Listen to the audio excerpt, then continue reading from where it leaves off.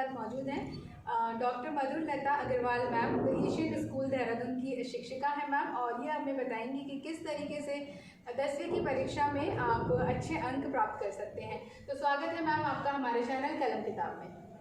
नमस्कार। पहली बार, इससे पहले कभी भी ऑप्शनल प्रश्न नहीं आते थे, कभी भी बहुविकल्पी एक भी प्रश्न नहीं आता था, लेकिन हिंदी में पहली बार बहुविकल्पी प्रश्न आ रहे हैं। और वो बहुविकल्पी प्रश्न भी एक दो नहीं बल्कि 50% मार्क्स जो है वो आपके उसी के लिए। आपका पेपर 10 तारीख को है और 10 तारीख में, अभी 10 मई में अभी काफ़ी टाइम है, उतनी दिन में आप उसके लिए प्रिपेयर कर सकते हैं। ग्रामर आपको अच्छे से समझनी है।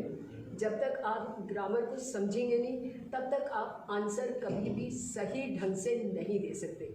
इसके लिए आपको बहुत ज़्यादा ज़रूरत है कि ग्रामर के जितने भी नियम हैं उन सारे के सारे नियमों को बहुत ध्यान से पढ़ें, लेकिन उदाहरण सहित। जब तक आप उसका उदाहरण और उसका नियम दोनों चीज़ नहीं देखेंगे तब तक बेटा आपके लिए बहुत डिफ़िकल्ट हो जाएगा ग्रामर। और क्योंकि 80 में से 16 नंबर ग्रामर है, 20% जो है आपका सिर्फ ग्रामर के लिए है। वैसे लिटरेचर में तो कम ही मार्क्स का है। सबसे ज़्यादा हैवी ग्रामर ही आप या तो ग्रामर के रूप में, या वो एस्से के रूप में, या फिर वो पत्र के रूप में, या वो विज्ञापन के रूप में, वो सब कुछ आपको, या फिर आपको संदेश लेखन के रूप में। लेकिन ये सब का सब 20 नंबर ये हो गए और 10 नंबर आपके अपठित गद्यांश पद्यांश के हो जाते हैं। पर पद्यांश को जिस समय आप कर रहे हैं उस समय आप 3-4 बार जरूर उसको रीड करें।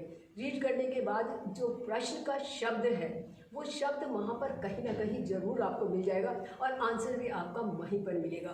गद्य में भी यही होता है। अगर आपको शीर्षक पूछा जा रहा है तो शीर्षक या तो आप शुरू में मिलेगा और या फिर एकदम से एंड में मिलेगा।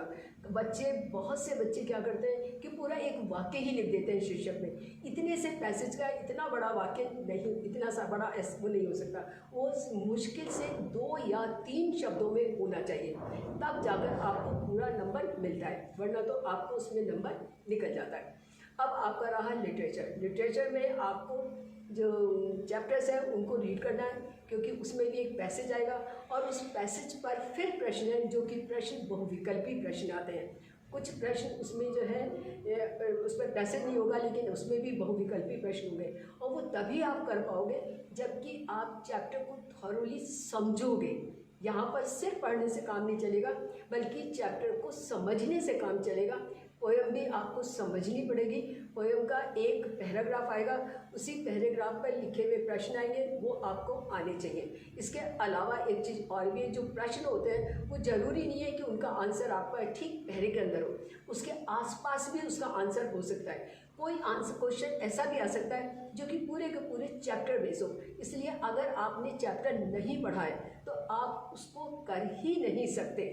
और बाकी आपको जो है इसमें पोएम में भी ये चीज़ है, कुछ क्वेश्चन आते हैं 2-2 नंबर के क्वेश्चन आते हैं। 2 नंबर के क्वेश्चन का मतलब बेटा ये होता है कि आपको हर हालत में 2 पॉइंट उसमें होने चाहिए।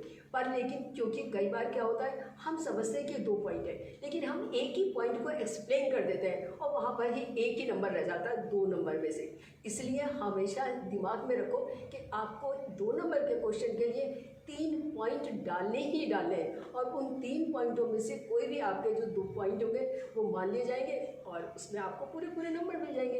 इसी तरह से हिंदी में जो 100 नंबर आते हैं उसका बेसिक कारण यही होता है कि बहुत छोटी, अब तो खैर ऑप्शनल क्वेश्चन से तो और इजी हो गया है आना, लेकिन जब ऑप्शनल क्वेश्चन नहीं थे तभी भी हिंदी में इसीलिए पूरे नंबर आते थे, जो बच्चे पूरे बहुत ध्यान से पूरी की पूरी किताबों के चैप्टर्स को रीड करते थे।